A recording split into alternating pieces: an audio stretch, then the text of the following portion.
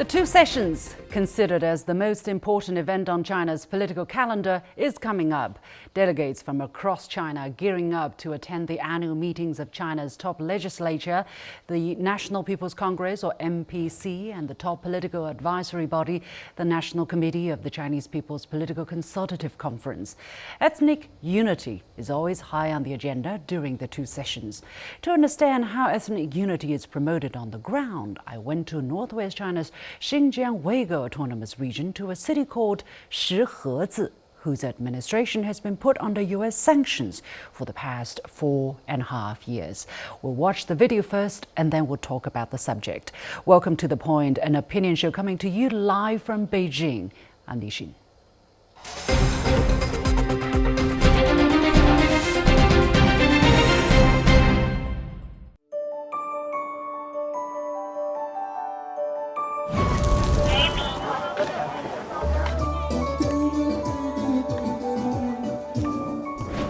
How are U.S. sanctions affecting the lives of people in Xinjiang? I'm here in Shihezi, a young city in northern Xinjiang, whose authority has been put under sanction by the U.S. government since 2020. The Xinjiang Production and Construction Corps, which built the city from scratch 7 decades ago, now stands accused of asserting a brutal rule over ethnic minorities here. Is that really the case? Before cultivation began in 1950, the environment in Shihezi was harsh and rocky, which gave it the name meaning Stone River.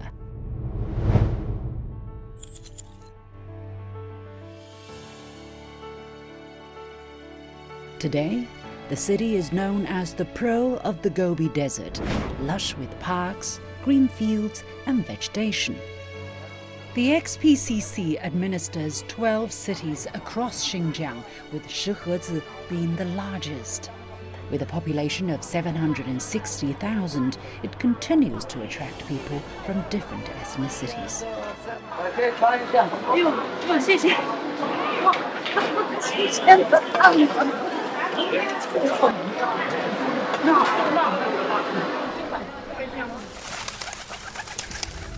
Since 2020, though, sweeping U.S. sanctions have cast a dark shadow over here. How does it feel to work in a company that has been put under U.S. sanction for no reason? I'm here to find out. Yang Kai-wen is the chief engineer of irrigation products at Tianye Group, a subsidiary of the XPCC. And this is the lab where he tests the function of generations of targeted irrigation system.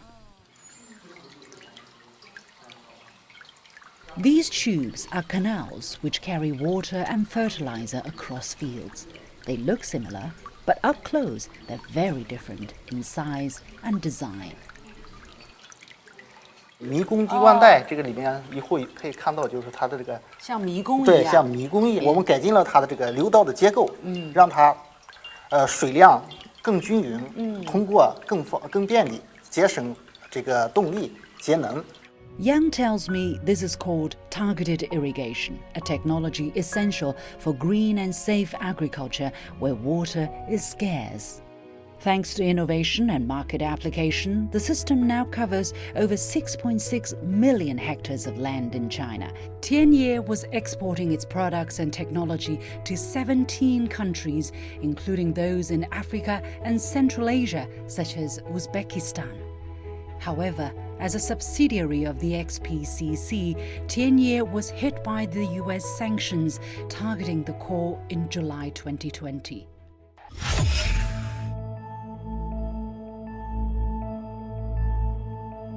The U.S. Treasury Department blacklisted the XPCC along with 2 of its senior officials, claiming, and I quote, "These designations are the latest U.S. government actions in an ongoing effort to deter human rights abuses in the Xinjiang region." Former U.S. Treasury Secretary Steven Mnuchin said the United States is committed to using the full breadth of its financial powers to hold human rights abusers accountable in Xinjiang and across the world. But what exactly is the XPCC? I'm here at the Museum of Military Reclamation of the Corps in downtown Shihezi for answers. When the region was liberated in 1949, three forces joined hands. The People's Liberation Army, which arrived from inland, the surrendered Kuomintang troops, which were stationed here, and a local ethnic minority force. They merged to form the XPCC in 1954 to secure Xinjiang's borders and develop the region. The Corps had to start from scratch to be self-sufficient, and it was not an easy task. 我们看到展台上的这个叫军垦第一犁，它是用武器装备重新熔炉，然后做成这种犁头的。因为当时我们新疆农用生产工具还是都不够的。铸剑为犁。对，铸剑为犁。With the basic issue of food covered, the next big challenge was to keep warm. From growing cotton to developing the textile industry, the Corps became a leader in promoting relevant technology.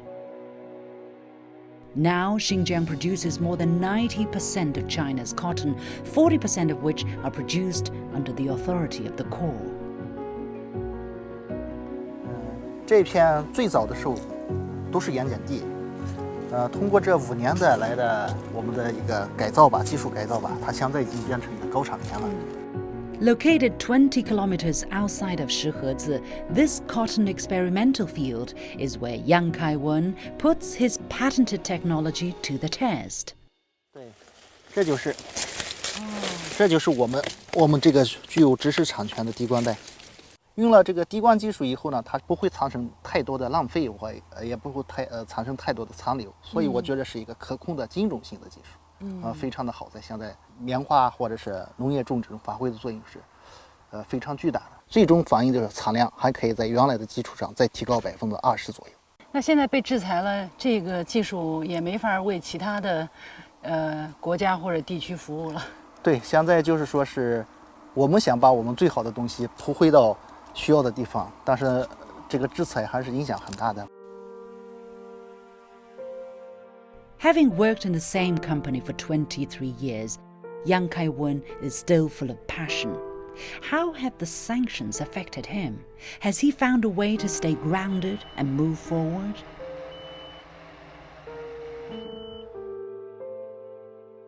中国现在的制造业和农业技术越来越好，而且呢，得到了就是“一带一路”国家的越来越多的认可。美国的制裁对我们影响很大，特别像那个乌兹别克斯坦，它这个美元支付和人民币跨境交易，它现在是处于一个就停滞状态。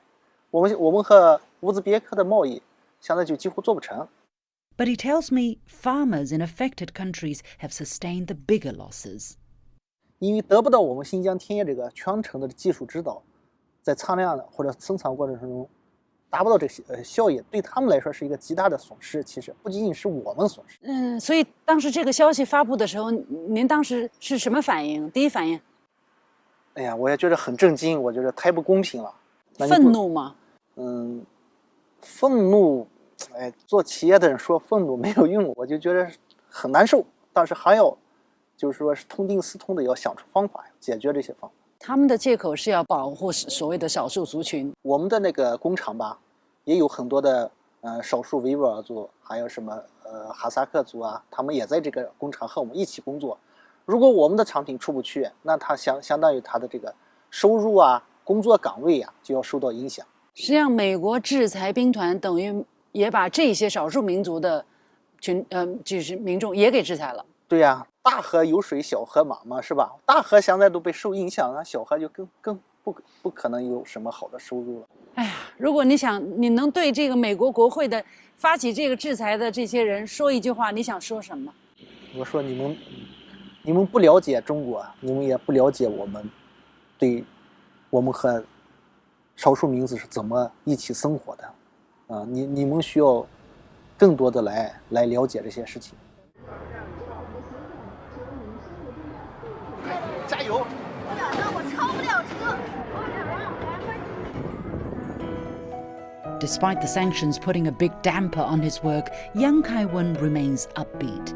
He tells me both he and his family love Shihezi and made it their home because it's diverse and vibrant. no matter the challenges, they're not going anywhere.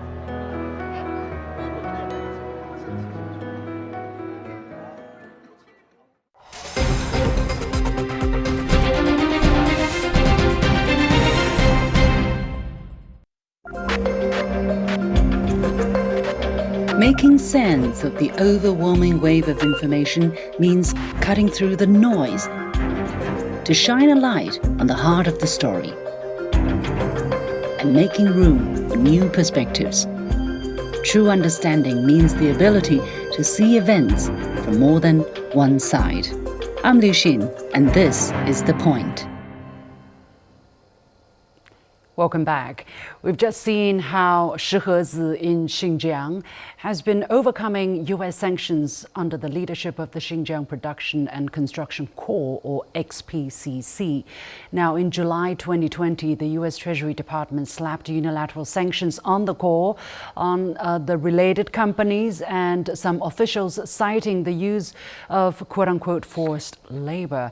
The claim, based on a concerted campaign of propaganda and misinformation, has been flatly rejected by China, by Western companies operating in Xinjiang, and by the Organization of Islamic Cooperation, the collective voice of the Muslim world. As an old Uygur man told me during my visit there, the sanctions were designed to break Xinjiang's ethnic unity. How have the people in Xinjiang stood strong in the face of such challenges? And more broadly, what can we expect from the upcoming two sessions regarding ethnic unity? I'm pleased to be joined from Jinghua, Eastern China's coastal Zhejiang province, by Professor Wang Jiang, Deputy Dean of the Institute of China's Borderland Studies at Zhejiang Normal University, who is a native of Xinjiang, and from Zhongshan, Southern China's Guangdong province, by Jerry Gray, a British-born Australian influencer who has traveled to Xinjiang multiple times, and of course all over China, and by very special means. So, gentlemen, welcome to The Point, and it's a great pleasure to have you here. First of all, Professor Wang, as a native of Xinjiang, what is your takeaway from the film? I mean, the old man's comment to me, which is not shown here, it's included in a longer version. The old man from Uygur ethnic minority group told me he sees the sanctions as a way designed by the US to break China's ethnic unity. How pertinent do you find his comment? Watching this video, it's not a very long one, but for myself, it's very personal and a thought-provoking experience. I think it affirmed what I long observed, that is a portrayal of Xinjiang in some Western country, some Western narrative is detached from the reality, is often driven by the geopolitical agenda rather than a fact. Regarding the older man's comment, I think from your interview, it's quite obvious. It's not rocket science. Ordinary people on the street can figure it out. It's not about human rights. It's only about the economic separation. In the name of the so-called human rights, the sanction is directly harming the livelihoods of millions of people in Xinjiang, including Uyghurs, Kazakh, and other ethnic minorities.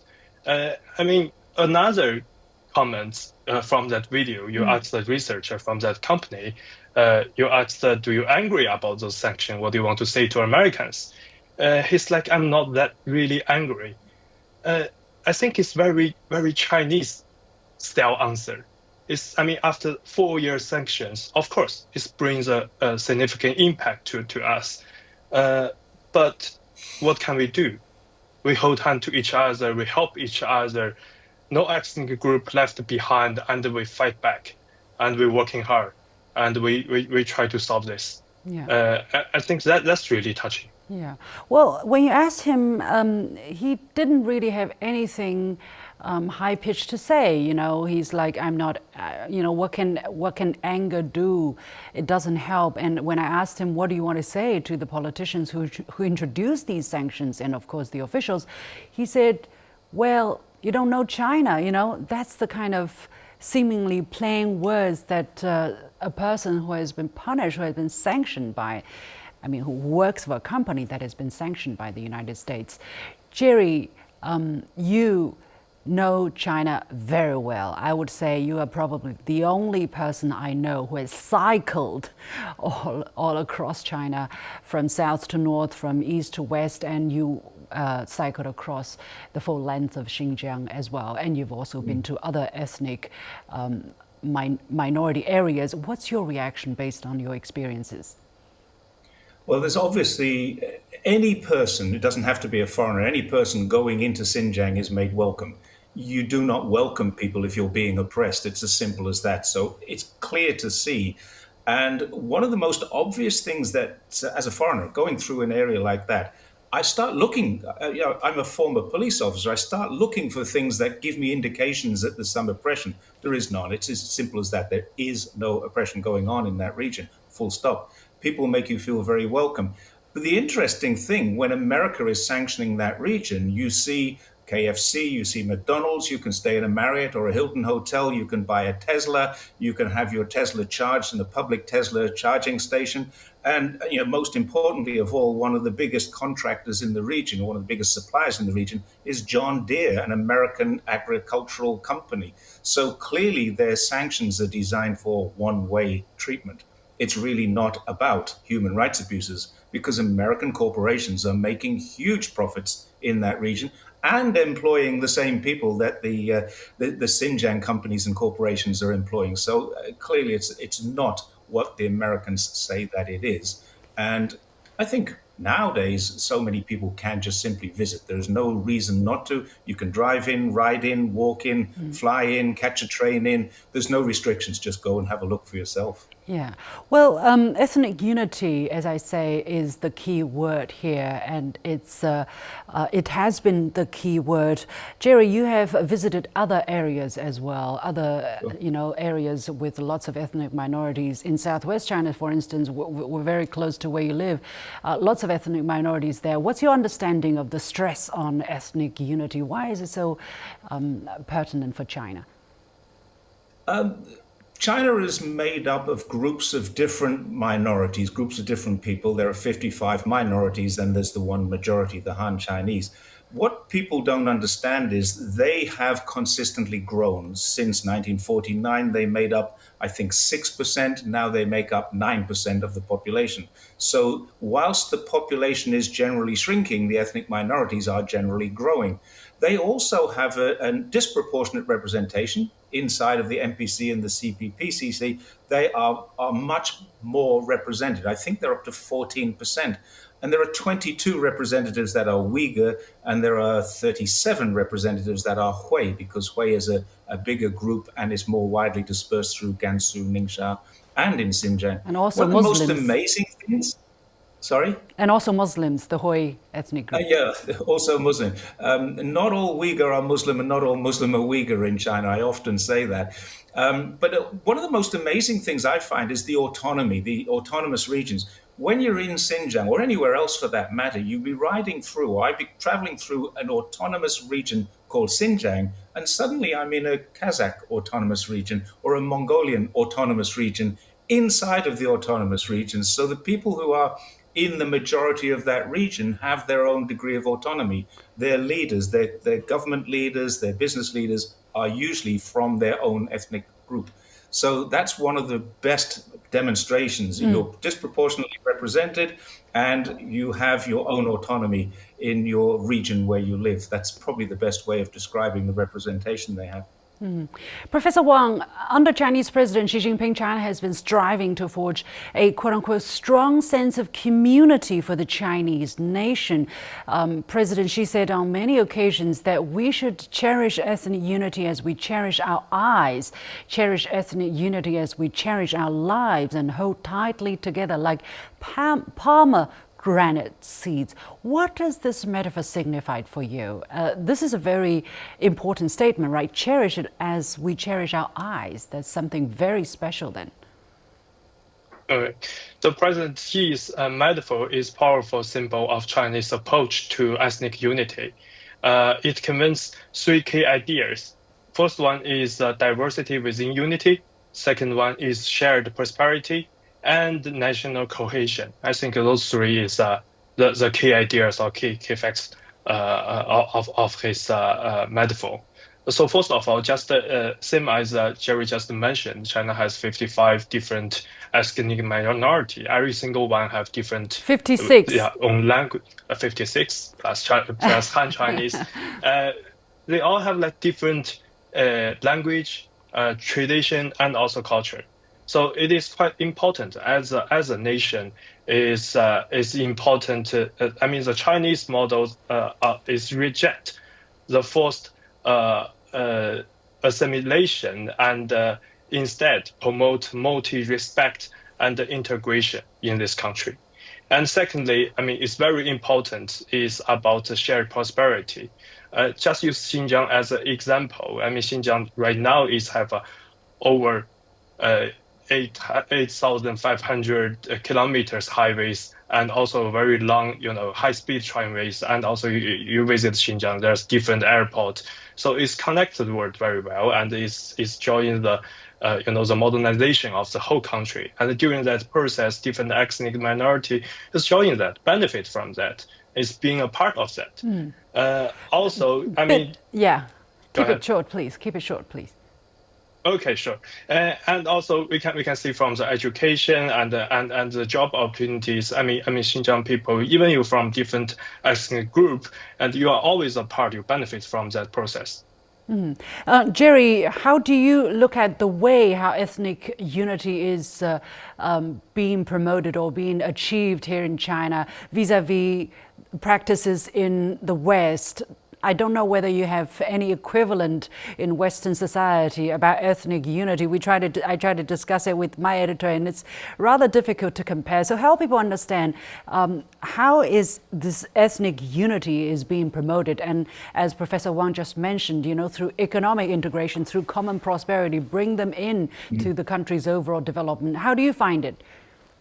Yeah, I think there is no, there are ethnic minorities everywhere in the world. There's no question about that. There's hundreds of millions of ethnic minorities, but there is no comparison to what China has and, for example, the United States has with its ethnic minorities, which have been genocided and persecuted for decades, if not centuries. The situation in China is that the ethnic minorities probably, if anything, get more benefits than the Han majority gets. They weren't subject to the family planning policy. They were excluded from what they call the one-child policy. They have better opportunities for education, and probably education and religion are the two biggest factors. They have freedom of religion and they have opportunities for education. One of the biggest criticisms in the West is they think China may be doing what they actually did do, and that is to try and assimilate through these religious groups and take the ethnic minorities that they were colonizing and put them into schools to turn them into good Christian kids. Well, China has never done that. Basically, China leaves education away from religion completely, but there's complete and total. One of the really interesting things, cycling through places like Ningxia, Gansu, and Xinjiang, is the number of mosques that you see. Yeah. They are everywhere. Yeah, Jerry, let me just interrupt to get in here, because some people would say, look, China also has the plan to make religion more Chinese in orientation, and some people are using that as a way to attack China, to criticize China for taking religious freedom away or try to mold religion in certain ways that's not acceptable. What is your understanding of China's intention of trying to make religion more Chinese in orientation? I don't think they're trying to make it more Chinese. I think what they're trying to do is to keep the American style of evangelism away from. Basically, what the people who are critical of China's religious system are not consciously aware of China's system. They think they know, but they don't know. They haven't been to China, most of them. If they come to China and talk to religious leaders in China, and I have done, then they will find a very different situation. Very much, these critics are very much a case of it's both deflection and projection. Don't look over here, because we are making, particularly in America, we're making Christianity a very American thing, and we're making it a capitalist thing. But look over there where they're doing something different. And really, that's all it is. Deflecting away from their own problems and projecting those problems onto other people. If any country in the world is making their religion a national religion, it's what America has done to Christianity. Well, that's, of course, a bigger question, but we don't have that much time left to go in there. Professor Wang, I want to ask you about China in the process of drafting a law promoting ethnic solidarity and progress, under which it will take steps to improve the institutions and mechanisms for forging a strong sense of community for the Chinese nation so as to further strengthen our national cohesion. What's the significance of this law and how will it impact people in Shihezi, in Xinjiang, and other regions in China? Okay, I mean, even we have Chinese constitution and we have some laws in this area, legislation in this area. But right now, if this legislation push forward, I think we still can benefit from the strengthening of national cohesions. Especially, I mean, this law is aimed to combating the spreadism and external influence. So which is historically can be used to create instability and multi-ethnic in multi-ethnic religions. And also it can promoting equal development and opportunities to different ethnic groups. Use Xinjiang as an example, different language education, jobs education, and also help people get out of poverty. Thirdly, it's very importantly, is always enhancing institution guarantees. So from this legislation, I mean, people living in city like Shihezi, its law can encourage people in business area, in education area, in social sectors, so they can join and they can working together, even from the different ethnic groups. Jerry, what is your take? What is your first thoughts after hearing that China is drafting such a law to promote ethnic unity? Do you think it is of the right timing and of great importance? Everything that China does seems to be the right timing. A lot of people are critical why they've waited so long to lift Xinjiang out of poverty, for example. But just 70 years ago, China was one of the poorest countries in the world. Everything takes time. China is developing still, very much so. And I think the very fact that they're promoting this, but at the same time they're consulting the people that are involved in it. So one of the things the NPC does behind the scenes, and the conference and the Congress, both behind the scenes, do a lot of work to gather public opinion. And this is something that gets completely missed because it's not seen by the public. No, but they only seen the last moment when everybody turns the page, read the draft for the final time, and then vote for it. And this is why they call it the rubber stamp parliament, because they simply don't understand the systems and the processes that have gone on for 2, 3, 4, 5 years before it comes to that yes vote. So I think it's a good time for China. I don't think there's ever a bad time to promote unity. And probably it's about time that they did. So it's a good thing. Professor Wang, do we have any idea when this law may come out for the time being? I'm also looking forward for this, the CCPC and this Congress meetings going on. Maybe they pass this time. Let's keep a close watch on the situation, fingers crossed. Many thanks to Professor Wang Jiang, Deputy Dean of the Institute of China's Borderland Studies at Zhejiang Normal University, and Jerry Gray, a British-born Australian social media influencer who's going to cycle once again from southern China to Mongolia, to Inner Mongolia, I'm told. Out of Mongolia, we're going all the way. Oh, you're going all the way. Well, have a great trip, and Mongolia. Tell us more about it when you come back. Thank you so much for being with us. Thank you. And with that, we come to the end of this edition of The Point with me, Liu Xin. As always, you can follow me on Facebook and X using the handle Liu Xin in Beijing. On behalf of the whole team, thank you for watching. You've got The Point.